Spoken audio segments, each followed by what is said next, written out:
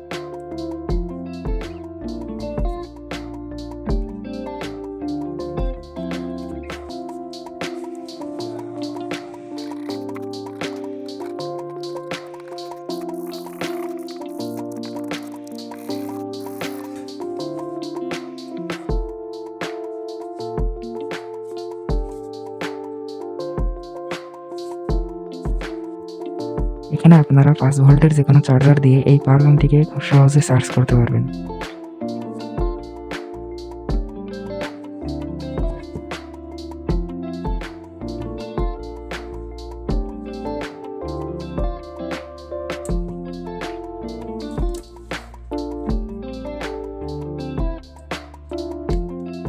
এই পাওয়ার ব্যাংকটিতে ইউএসবি লাগিয়ে মোবাইলের সাথে লাগিয়ে দেখি যে চার্জ হচ্ছে কিনা।